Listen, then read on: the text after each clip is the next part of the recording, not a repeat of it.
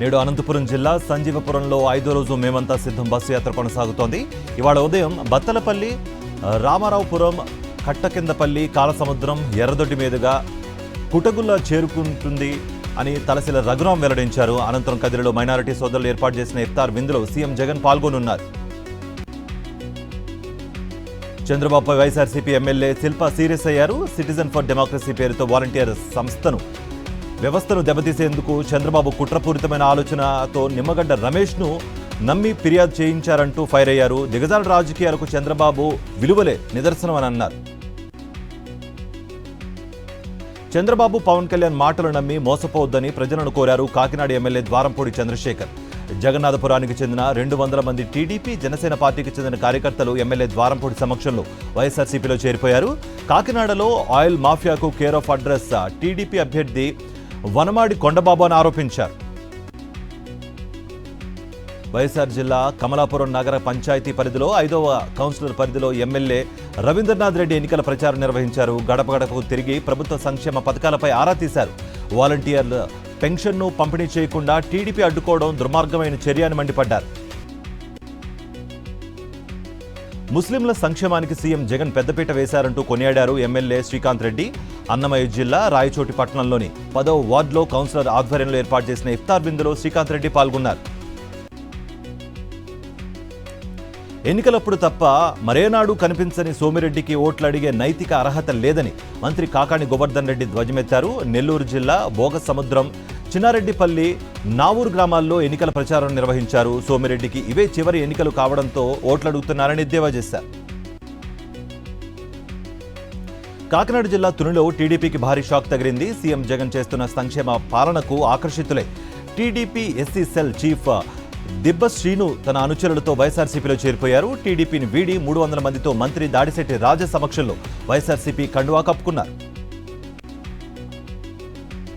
వైఎస్ఆర్ కాంగ్రెస్ పార్టీలో భారీగా చేరికలు జరుగుతున్నాయి. శ్రీకాకుళం జిల్లా ఇచ్చర్ల నియోజకవర్గం రణస్థలం మండలం ఎమ్మెల్యే క్యాంపు కార్యాలయంలో జనసేన, టీడీపీ నుంచి 54 కుటుంబాలు వైఎస్ఆర్సీపీలో చేరిపోయాయి. సీఎం జగన్ చేస్తున్న సంక్షేమ పథకాలకు ఆకర్షితులై ఎమ్మెల్యే కిరణ్ నాయకత్వంలో పనిచేయడానికి సిద్ధంగా ఉన్నామని అన్నారు.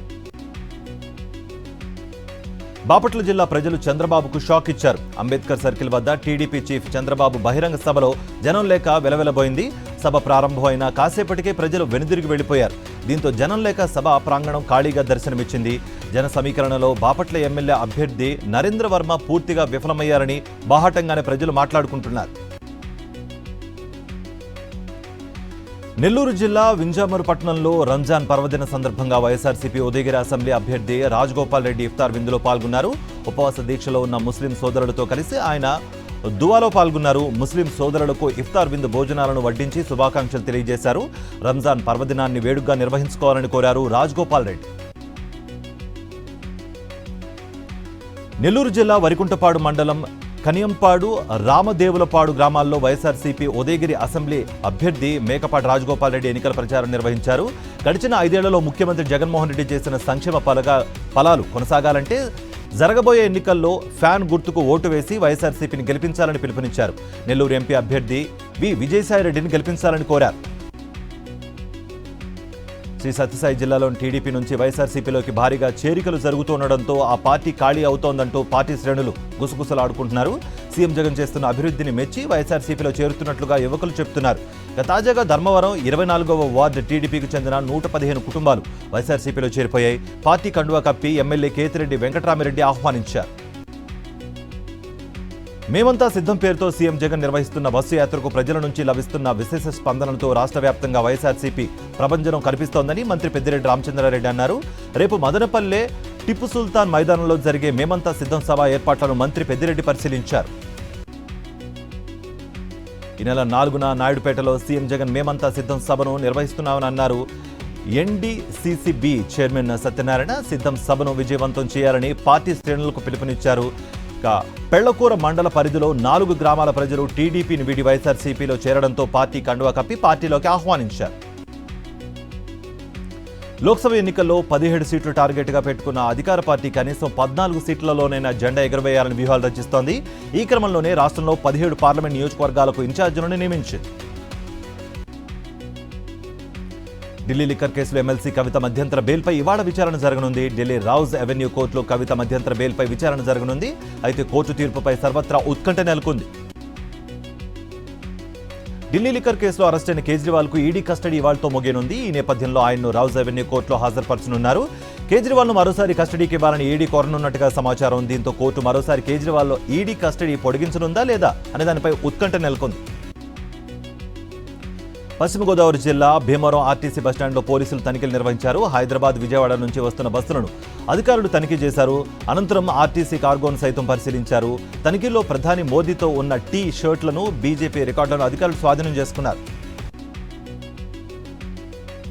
వనపర్తి మున్సిపాలిటీలో బీఆర్ఎస్ పార్టీకి చెందిన 8 మంది కౌన్సిలర్లు పార్టీ సభ్యత్వానికి రాజీనామాలు చేశారు. ప్రజల చేత ఎన్నుకోబడ్డ తాము గత బీఆర్ఎస్ ప్రభుత్వంలో పేరుకు మాత్రమే కౌన్సిలర్లుగా ఉన్నామని, తమను ఉత్సవ విగ్రహాలుగా మార్చేశారని ఆవేదన వ్యక్తం చేశారు.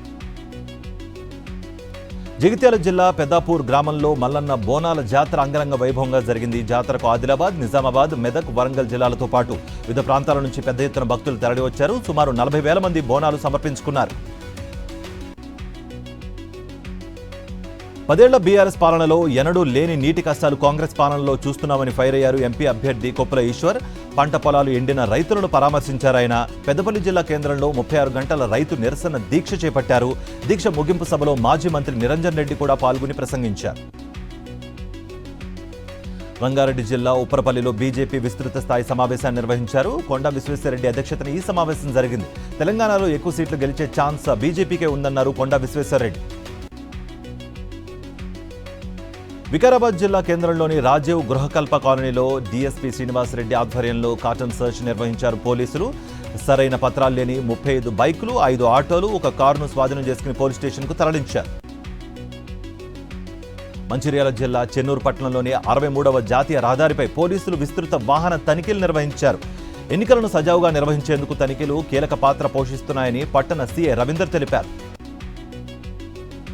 హైదరాబాద్ అంబర్పేట నియోజకవర్గానికి సంబంధించి కాంగ్రెస్ సీనియర్ నేత వి హనుమంతరావు నివాసంలో పార్టీ శ్రేణులు అత్యవసర సమావేశమయ్యారు. ఎమ్మెల్యే కాలేరు వెంకటేష్ కాంగ్రెస్ పార్టీలోకి రావడానికి ప్రయత్నాలు చేస్తున్నారంటూ ఆరోపించారు. ఈ మధ్యనే కాంగ్రెస్లోకి వచ్చిన వారితో మంత్రాలు జరుపుతున్నట్టుగా తెలిపారు. సూర్యాపేట జిల్లా తుంగతుర్తిలో మాజీ సీఎం కేసీఆర్ పర్యటించారు. అయితే కేసీఆర్ మాట్లాడిన తీరుపై ఎమ్మెల్యే సామెల్ ఆగ్రహం వ్యక్తం చేశారు. తుంగతుర్తి ప్రాంతంలో ఏ ఒక్క చోట పొలం ఎండిపోలేదు, ఇప్పటికీ ఎస్ఆర్ఎస్పీ కాలువ ద్వారా నీరు అందిస్తున్నామని తెలిపారు. ఎన్నికల నేపథ్యంలో ఏపీలో తనిఖీలను ముమ్మరం చేశారు పోలీసులు. చిత్తూరు జిల్లా కుప్పంలో భారీగా కర్ణాటక మద్యాన్ని పోలీసులు స్వాధీనం చేసుకున్నారు. 4గురిని అరెస్ట్ చేసినట్లుగా డీఎస్పీ శ్రీనాథ్ తెలిపారు. మద్యం విలువ సుమారు 1,66,000 ఉంటుందని పోలీసులు తెలిపారు. ఖమ్మం జిల్లా సత్తుపల్లి మండలం బుగ్గపాడు గ్రామంలో టెన్షన్ వాతావరణం నెలకొంది. పోడు భూముల వివాదంలో పోలీసులపై గిరిజనులు దాడులకు పాల్పడిన నేపథ్యంలో గ్రామంలో భారీగా పోలీసులను మోహరించారు. 20 వాహనాల్లో వచ్చిన పోలీసులు గిరిజనులను అరెస్ట్ చేశారు.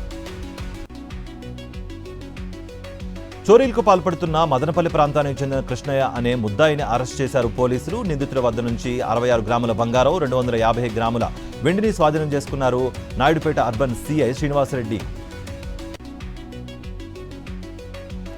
మహబూబాబాద్ జిల్లా వల్యాతాండా శివారు సింగతాండా వాసులు అక్రమ గుడుంబాపై కన్నెర చేశారు. తాండాలో గుడుంబ విక్రయాలను నిరసిస్తూ ఆందోళనకు దిగారు. తొలుత తాండావాసులు అంతా కలిసి ఇంటిని సోదా చేసి గుడుంబాను స్వాధీనం చేసుకున్నారు.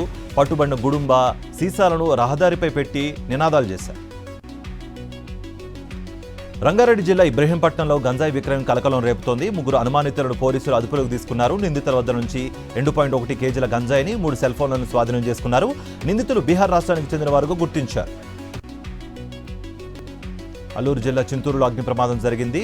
సయ్యద్ ఆసిఫ్ అనే రైతుకు చెందిన మామిడి తోట అగ్ని ప్రమాదానికి గురైనట్టుగా సమాచారం అందింది. ప్రమాదవశాత్తు నిప్పంటుకుని 10 ఎకరాల్లో కాపుకొచ్చిన సుమారు 4,000 మామిడి మొక్కలు పూర్తిగా కాలి బూడిదయ్యాయి. విశాఖపట్నం వేదికగా చెన్నైతో జరిగిన మ్యాచ్లో ఢిల్లీ ఘన విజయం సాధించింది. 20 పరుగుల తేడాతో సీఎస్కేను ఢిల్లీ ఓడించింది. తొలుత ఢిల్లీ 5 వికెట్ల నష్టానికి 191 పరుగులు చేసింది. ఇక ఛేదనలో 6 వికెట్లు నష్టపోయిన చెన్నై 171 పరుగులకై చాపు చుట్టేసింది. దీంతో చెన్నైపై ఢిల్లీ 20 పరుగుల తేడాతో గెలుపొందింది.